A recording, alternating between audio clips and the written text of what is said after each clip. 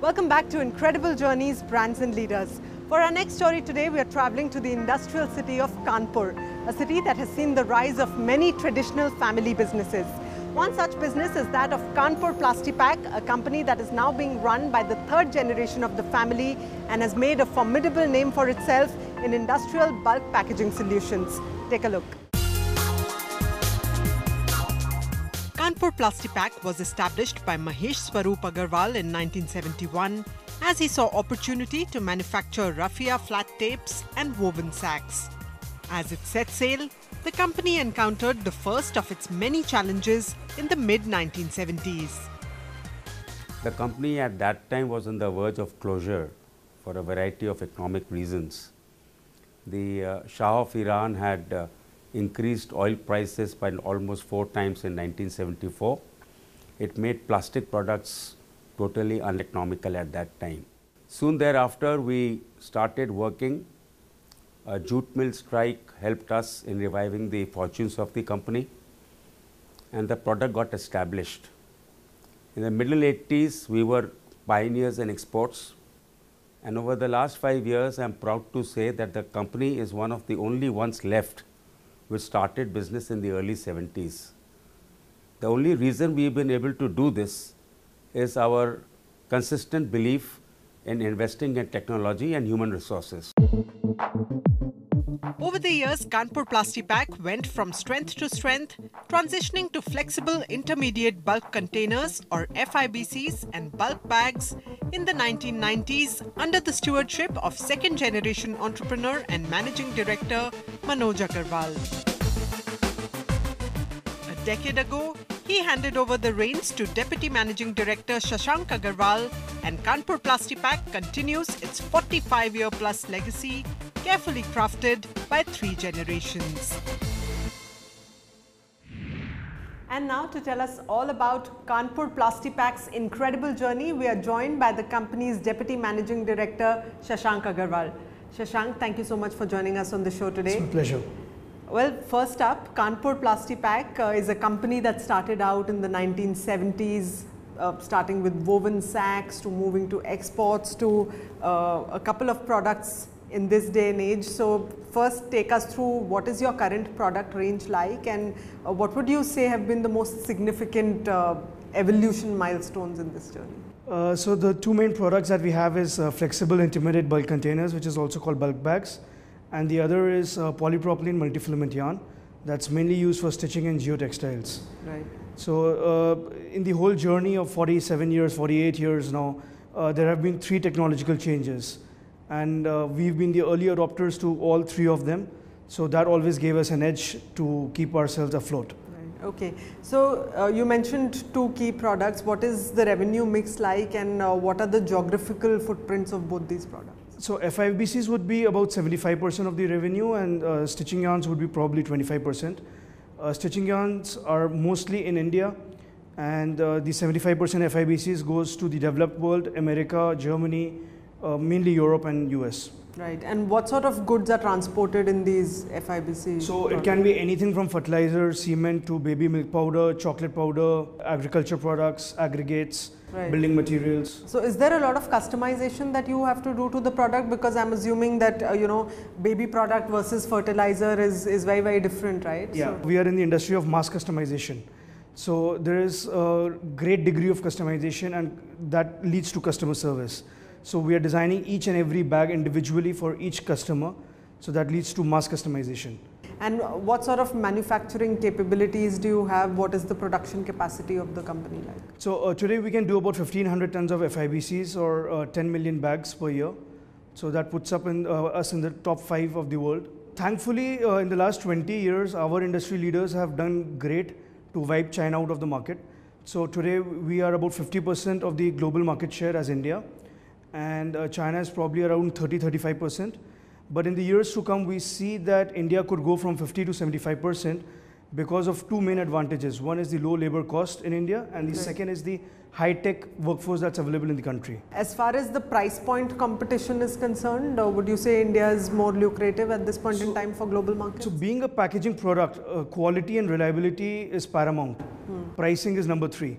So we are definitely at par with China, if not cheaper. But pricing is not so important as far as quality and reliability is concerned.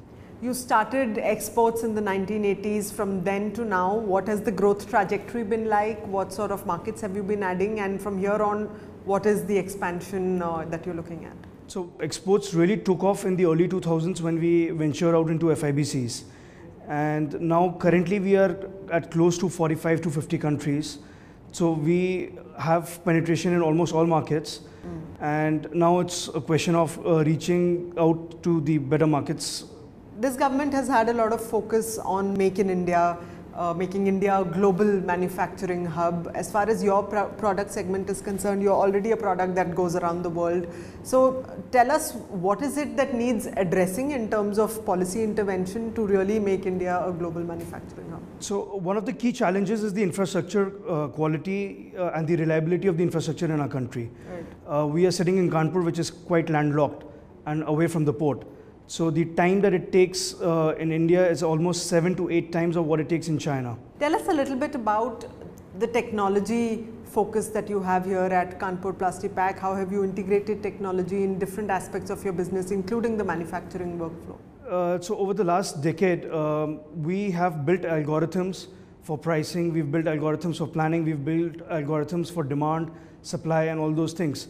So we are moving towards digitalization, of course. Right. People talk about Industry 4.0 and IoT. We are pretty far from it, but the basic algorithms are in place. So whenever that deflection point comes in, we would be ready to catch the train. And these are all in-house, inbuilt? These are all in-house, inbuilt completely. So the IPR remains with us. Many industries in India today are facing a labor challenge. There's shortage of skilled labor. Is there an effort that you as a manufacturer are also putting in for developing skilled labor? Yes, so the government of India had this skill development program which was quite effective. Correct. So we were running a skill development society to develop skills so that the unemployed can get the right kind of job. Having said that, we are sitting in Uttar Pradesh, which is the largest population in this country. So labor is not the #1 challenge, and it is a highly labor intensive business.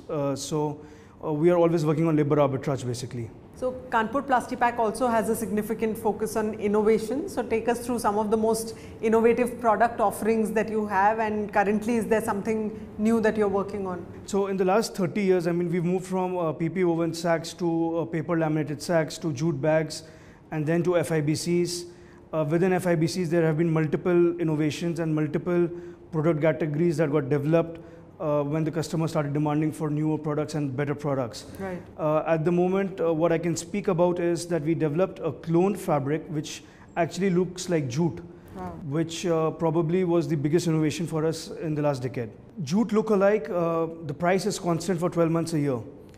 Jute is a natural product, so it can never be expected to perform the same way every year. Right. In the West, there are some certain applications where only jute can be used. Right. And there it creates a decisive edge because the price is constant for 12 months. So we can supply all 12 months of the year.